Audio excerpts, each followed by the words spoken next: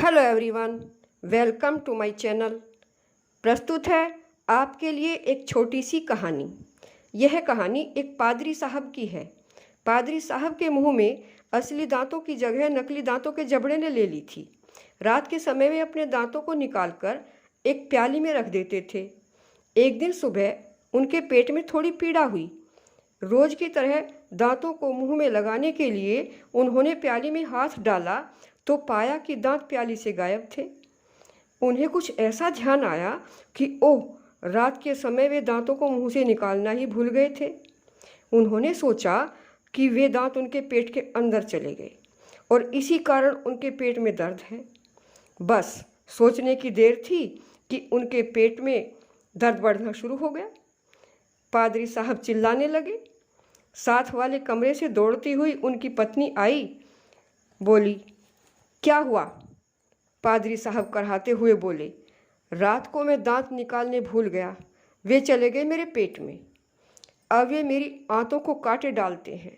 मैं मरा जाता हूँ। पत्नी ने घबराकर डॉक्टर को बुलाया। डॉक्टर ने सारी बात सुनकर कहा, यह तो सर्जन का केस है। पादरी साहब को अस्पताल में ले जाओ और वहाँ जाकर इनका ऑपरेशन कराओ। तभी एम्बुलेंस आई। रोते चिल्लाते पादरी साहब अस्पताल पहुँचे। अस्पताल के डॉक्टर ने सारी बात सुनकर कहा, साहब, इतने बड़े दांत गले के अंदर कैसे चले गए?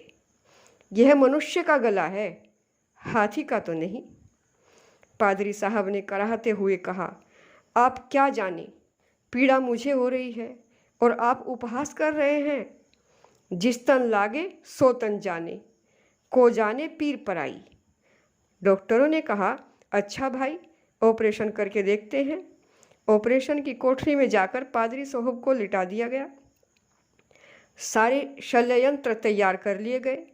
क्लोरोफॉर्म मंगा लिया गया, किंतु इससे पहले कि उसकी डाँट खोली जाती और पादरी साहब को क्लोरोफॉर्म सुंघाया जाता, अस्पताल का एक चपरासी दौड़ता हुआ आया। ऑपरेशन के कमरे में आकर बोला, यह तार आया है। डॉक्टर ने खोलकर पढ़ा। पादरी साहब की पत्नी ने भेजा था और अपने पति के नाम लिखा था। तुम्हारे दांत बिल्ली उठा कर ले गई थी, चौथे कमरे में मिले हैं। तार को पढ़कर डॉक्टरों के होठों पर तो हंसी खेलनी ही थी। पादरी जी भी अपना दर्द भूलकर एकदम उठ बैठे। कहने लगे, डॉक्टर साहब, जब से मैं इस मेज़ पर लेटा हूँ, पेट की पीड़ा कम होने लगी है और अब तो पीड़ा बिल्कुल भी नहीं है। तो साथियों, यह है मानसिक दुर्बलता। हमें कोई भी कार्य या विचार धैर्य के साथ करना चाहिए। बिना सोचे समझे कोई कार्य करने से तो बहुत हानि हो सकती है। वीरों में तो धैर्य कूट कूट कर भरा होता है। अगर आपको यह कहानी अच्छी लगी हो तो इसे लाइक कीजिए, शेयर कीजिए, कमेंट कीजिए और सब्सक्राइब कीजिए। पूरी कहानी सुनने के लिए धन्यवाद।